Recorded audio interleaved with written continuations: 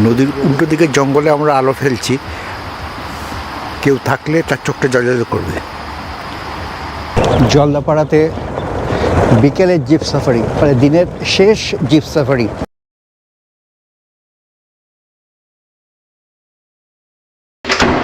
চান টান করে ফ্রেশ হয়ে গেছি, দুটোর মধ্যে খেতে যাবো বলেছিলাম, 2:10 হয়ে গেছে, 10 মিনিট লেট। এখানে রিসেপশনে গিয়ে জিজ্ঞেস করলাম যে ড্রোন কি এখানে ওড়ানো যাবে। এটা তো জলদাপাড়া জঙ্গলের বাইরে, মানে পুরো সেই তেরে এলো যাকে বলে আর কি। বললো উড়িয়ে দেখুন, আধ ঘন্টার মধ্যে পুলিশ নয় আর্মি চলে আসবে, কারণ এখানে হাসিমারা এয়ারবেস আছে। হাসিমারা এয়ারবেস মানে যেখানে রাফেল রাখা আছে। আরে বাস, ডাইনিং রুমটাও তো দুর্দান্ত, ঝকঝকে ডাইনিং রুম। 1, 2, 3, 4, 4 16 জন একসাথে বসে খেতে পারে। রিভারাইন ইন, এটা কিন্তু একটা হোমস্টে। একটা হোমস্টে মানে আপনারা তো জানেনই, 6টা করে রুম থাকে, হয় 6টা নয় 12টা। মানে 6টা থাকলে গভর্নমেন্ট থেকে এক ধরনের ফেসিলিটিস পাওয়া যায়, 12টা থাকলে ফেসিলিটিস তুলনায় কিছু কম হয়। এই যে সিসামারা নদী, এই নদীর এই যে ব্যাঙ্কটা এখানে 5 কিলোমিটার মতো। এই 5 কিলোমিটার নদীর তীর বরাবর এরকম 10-12টা হোমস্টে আছে, প্রতিটাতেই 6টা করে রুম। ও গাওয়া ঘি টস টস করে পড়ছে।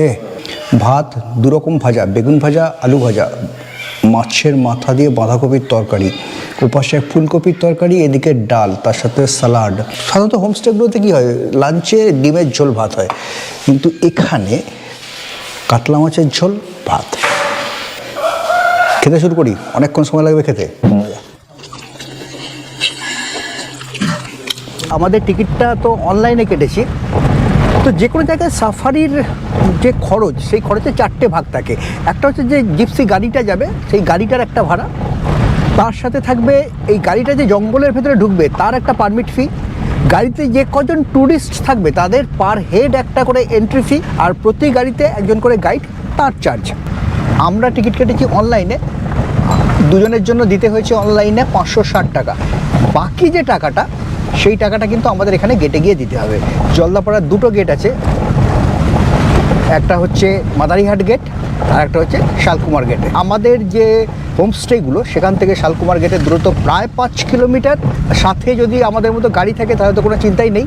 যদি গাড়ি না থাকে তাহলে হোমস্টেকে বলবেন একটা টোটো বা অটোর ব্যবস্থা করে দিতে। আরও একটা ব্যাপার খেয়াল রাখবে, অনলাইনে টিকিট কাটার সময় আপনার যে আইডেন্টি কার্ডের নাম্বারটা দিয়েছেন, যদি আধার কার্ড দিয়ে থাকেন আধার কার্ড, ভোটার কার্ড হলে ভোটার কার্ডের, যে আই কার্ডটা দিয়েছেন সেই আই কার্ডের জেরক্স এবং অরিজিনাল সেটা কিন্তু এই কাউন্টারে নিয়ে আসবেন। কি দূরে দেখা যাচ্ছে শালকুমার গেট, যেটাকে জলদাপাড়া 2 নম্বর গেটও বলা হয়। জলদাপাড়া 2 নম্বর গেট, এই হচ্ছে টিকিট কাউন্টার। আমরা যে টিকিট করেছি তার সমস্ত কিছু এখানে দেখাতে হবে। এদিকে হচ্ছে গাড়ির ভাড়া, যেটা সেটা হচ্ছে 1400 টাকা। গাড়িটার যে জঙ্গলে ঢুকবে তার পারমিট ফি 480 টাকা করে, আর প্রতি ট্যুরিস্টের পারমিটের জন্য লাগে 280 টাকা করে। একজন গাইড সাথে থাকবেন, তার ভাড়া হচ্ছে 350 টাকা। একটা লাস্ট ট্রিপে ফোক ডান্স হয়, তার জন্য 50 টাকা। আমরা অনলাইনে টিকিট কাটার সময় 280 করে 560 টাকা পে করেছি, বাকি টাকাটা এখানে দিতে হবে। 4টে সাফারি হয়, একটা 6টা থেকে 7:30, 8টা থেকে 8:30 থেকে 10টা, 1:30 থেকে 3টে, 3:30 থেকে 5টা। এইটাই কিন্তু গরমকালে একটু আগে আগে হয়, 5:30 থেকে 7টা সকালে, তারপরে 7:30 থেকে 9টা, দুপুরে 2টো থেকে 3:30, তারপরে 4টে থেকে 5:30। এর সাথে যদি ক্যামেরা থাকে, ক্যামেরার জন্য কিন্তু 200 টাকা। এইখানে আমাদের গাড়ি পার্ক করা আছে, এই গেট দিয়ে আমরা ঢুকলাম, এটা হচ্ছে টিকিট কাউন্টার। আর এইখানে জিপসি গাড়িগুলো, এখানে কিন্তু খুব একটা বেশি গাড়ি নেই, 4টে গাড়ি দাঁড়িয়ে আছে আমি দেখতে পাচ্ছি, আরও গাড়ি আছে কিনা জানি না। 207 আমাদের গাড়ি, আমরা দুজনই আছি। ফরেস্ট ডিপার্টমেন্টের যে কুলকি হাতি, আমরা পরশু দিন সব হাতি সাফারি করব। জলদাপাড়াতে বিকেলের জিপ সাফারি, মানে দিনের শেষ জিপ সাফারি। এই দিনের শেষ যে জিপ সাফারি, তার সাথে কিন্তু একটা ডান্স প্রোগ্রাম থাকে। না, নাচ আমরা দেখব না, তার বদলে পুরো সময়টাই আমরা জঙ্গলে কাটাবো। দেখুন এখানে একটা নতুন ধরনের ঘাস লাগানো হচ্ছে, এটা হাতির খাবার, হাতির খাদ্য এটা।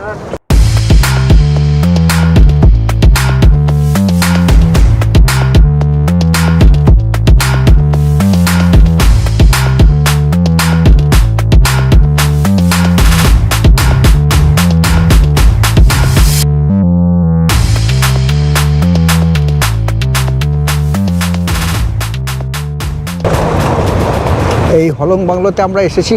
কালকে আমরা হলং বাংলোতে রাতে থাকবো। তার আগে এই মুহূর্তে সল্ট পিটে একদল বাইসন, একটা ময়ূরও দেখতে পাচ্ছি, দুটো ময়ূর দেখতে পাচ্ছি।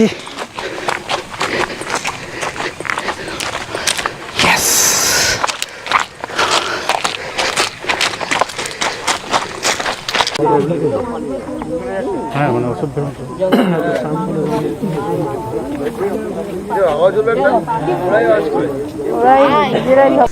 এই মুহূর্তে হলং বাংলোতে একদল বাইসন রয়েছে, পেছনে আরও কিছু বাইসন রয়েছে, সেগুলো এখনও আসছে না। এই সামনে যে ঢিপি ঢিপি যেগুলো দেখা যাচ্ছে এগুলো হচ্ছে সল্ট পিট, মাটির মধ্যে নুনগুলো দেওয়া আছে। এগুলো চাটার জন্য বাইসন থেকে শুরু করে সমস্ত জীবজন্তুরা তারা এখানে আসে। দুটো ময়ূর দেখতে পাচ্ছি, কিন্তু পেখম মিলছে না। যাই হোক, হলং বাংলো কালকে তো আপনাদের ভালো করে দেখাবো। কালকে আমরা সকালে ব্রেকফাস্ট করে চেক আউট করবো। চেক আউট করে কিন্তু আমরা এসে থাকবো হলং বাংলোতে।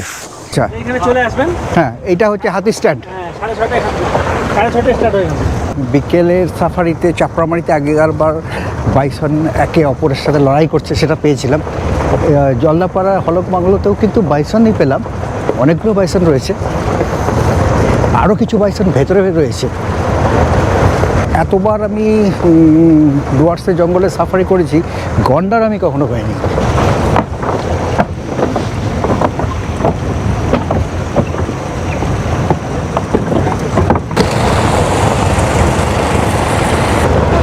এখানে তিনটে জায়গায় আমরা যাওয়ার, মূলত একটা হচ্ছে হলং বাংলো, সেটা আমরা ঘুরে এলাম।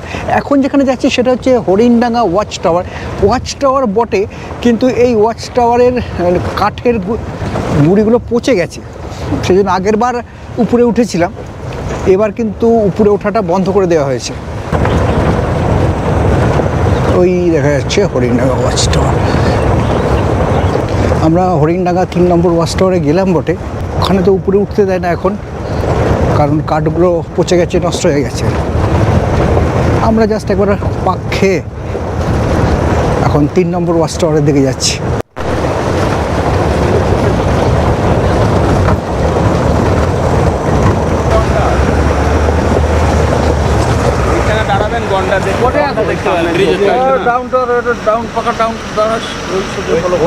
কত বড় গন্ডা আছে সামনে ঝোপটা আছে না, ওইখানে দেখি সামনে ঝোপে বলছে গন্ডার আছে। হ্যাঁ হ্যাঁ হ্যাঁ, কিন্তু কই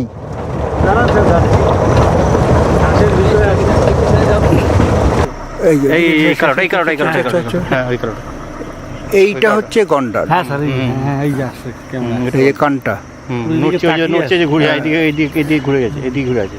ওই যে বিশাল বড় কিছু স্যার। হ্যাঁ হ্যাঁ হ্যাঁ, কান নড়ছে। হ্যাঁ, অনেক বলছে, পিঠটা দেখা যাচ্ছে, দেখ পিঠটা দেখা যাচ্ছে, বড় গন্ডার।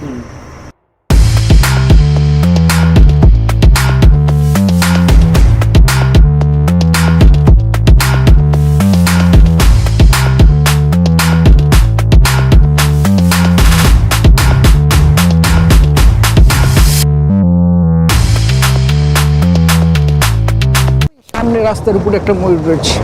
ময়ূর এখানে প্রচুর আছে। একটা গন্ডারের কান দেখতে পেলাম, গন্ডার ভালোভাবে দেখতে পেলাম না। অবাক হয়ে দেখছি, ওদিকে একটা গাড়ি আসছে।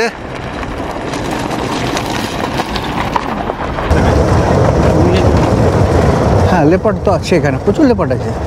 মানে এখানে শুধু নয়, চা বাগানে ঢুকে যায়, লোকের বাড়িতে ঢুকে যায়, তো প্রায় খবরের কাগজে দেয়।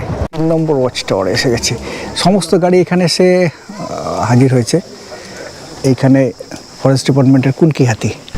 সল্ট পিট সামনে, সেখানে প্রচুর বাইসন আছে।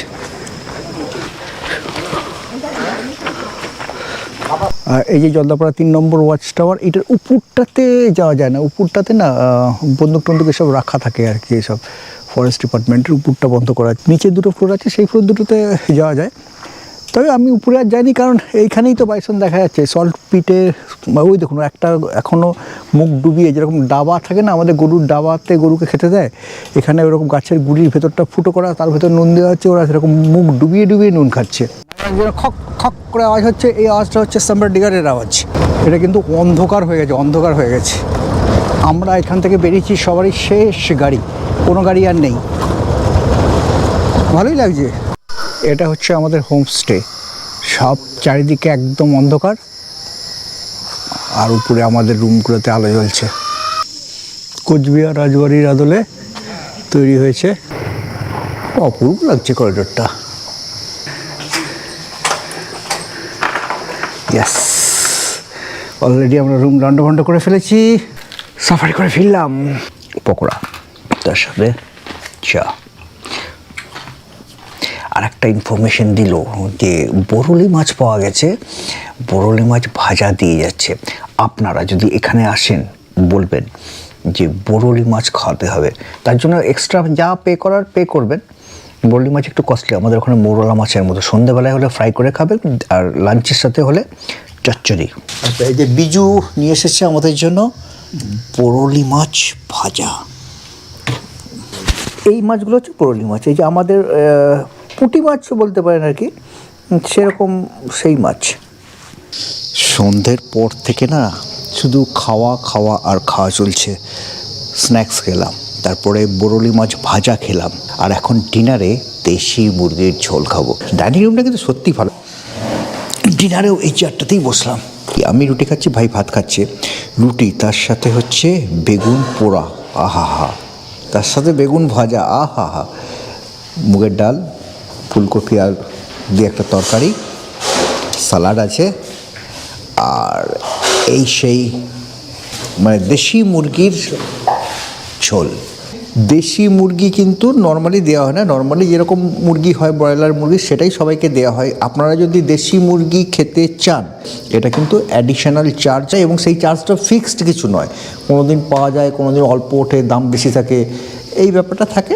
একটু কথা বলে দেবেন, তাড়াতাড়ি খেয়ে নিন, আপনার জন্য আর একটা সারপ্রাইজ আছে। এই বাংলি পুষিতে গিয়ে দেশি মুরগি খেয়েছিলাম, সেই স্বাদ এখনও জিভে লেগে আছে। অনেক দিন পরে আবার এই দেশি মুরগি, আহা। এই যে এত সুন্দর রান্না, সবটাই এই দাদা করেছেন। এই রাত্রিবেলাতে গলায় ক্যামেরা ঝুলিয়েছি মানে বুঝতেই পারছেন। আমরা এখন এই যে সিসামারা নদী, সেই সিসামারা নদীর ধারে যাব। এই সিসামারা নদী হচ্ছে তোর্ষা নদীর একটা শাখা নদী। এই সিসামারা নদীর উল্টো দিকেই হচ্ছে জলদাপাড়া। তো আমরা এখন ওই সিসামারা নদীর এই পারে যাব। এই পার থেকে উল্টো দিকের পাড়ে গন্ডার হোক, বাইসন হোক, হাতি হোক, কোনো মুভমেন্ট হয় কি না। আমাদের সাথে একটা টর্চ আছে, সেই টর্চটা আমার সাথে নিয়েছি। এইরকম টর্চ নিয়ে আসবেন, পাওয়ারফুল টর্চ কিন্তু এটা। এই যে রিভারিন হোমস্টে, এনাদের সার্চ লাইট আছে, এনারা আমাদের সাথে যাবেন সার্চ লাইট নিয়ে।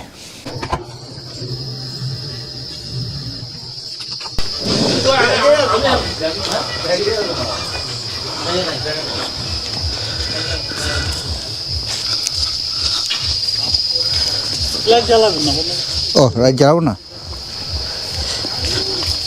লাইট জ্বালাতে বারণ করছেন। অন্ধকারে যেতে হবে। মানে বাইসন, হরিণ, গন্ডার যাই থাকুক না কেন, আলো তাদের চোখে পড়লে জল করবে। হ্যাঁ, শঙ্করদা যেটা জানাচ্ছে, এই যে সিসামারা নদী, তার এ পাশটায় অন্তত 10 ফুট গভীর জল এখন আছে। বাইসন বা গন্ডার এই সময় এই নদী পেরিয়ে এ পাশে আসে না, তাদের ভয় নেই। কিন্তু হাতি চলে আসতে পারে, হাতি আর লেপার্ড আসতে পারে, এই দুটোর একটু ভয়। রাত 11টা বাজছে এখন। বিশেষ করে হাতি যদি হয়, হাতি কিন্তু হাতি একটা ওয়ার্নিং দেয়। তো তখন হয়তো গাছের ডাল ভেঙে, হ্যাঁ, বা একটা পাথর ছিটে, বা ও জোরে শ্বাস নিবে, সুট দিয়ে জল ছিটাই দিবে, এরকম অনেক কিছু করে। নদীর উল্টো দিকে জঙ্গলে আমরা আলো ফেলছি, কেউ থাকলে তার চোখটা জল করবে।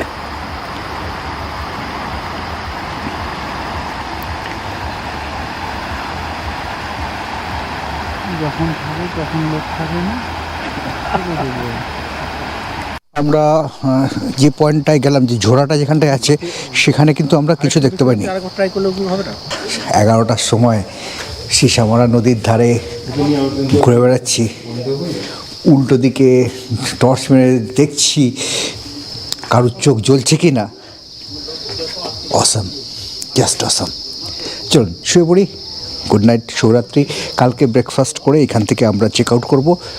কালকে আমাদের গন্তব্য হলং বাংলো। Good morning. সকালে ব্রাশ হাতে এখানে এসে দাঁড়িয়েছি, পাখিগুলো এসে আমাদের জানলার যে কাঁচ সেখানে ঠকঠক ঠকঠক করছে। ব্রাশ করব, ফ্রেশ হব, ব্রেকফাস্ট করব, করে আজকে 11টা নাগাদ আমরা যাব হলং বাংলো। আজকে রাতে আমাদের বুকিং আছে হলং বাংলো। চলুন তাহলে নদীর ধার থেকে একটু ঘুরে আসি। Riverine in homestay.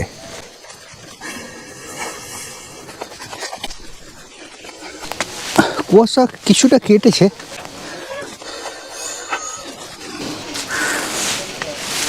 এই তো সীসামারা নদী। ওরে বাবা, নদীতে কত জল!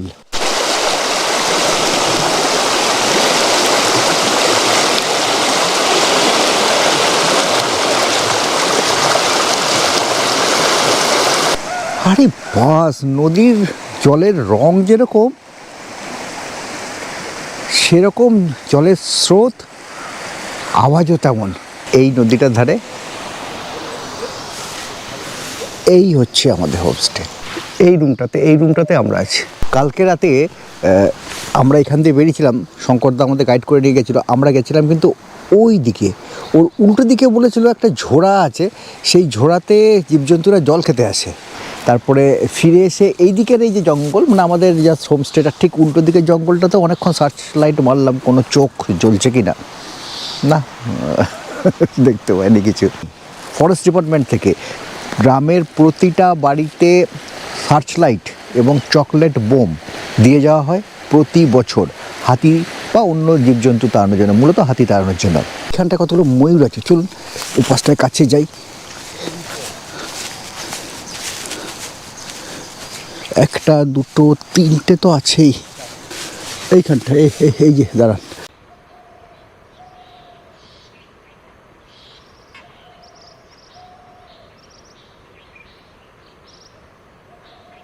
তো এইখানে জল খেতে জঙ্গলের ভেতরে ভেতরে অনেক জীবজন্তু আসে, সেটা দেখার জন্যই কালকে রাতে এসেছিলাম, কিন্তু কিছু দেখতে পাইনি। নদীটা কিন্তু এখানে ভারী সুন্দর, মানে বিশেষ করে সামনেটায় অনেক চওড়া হয়ে গেছে। চলুন ওই দিকটা এবার একটু যাই, সীসামারা নদীতে নামবো।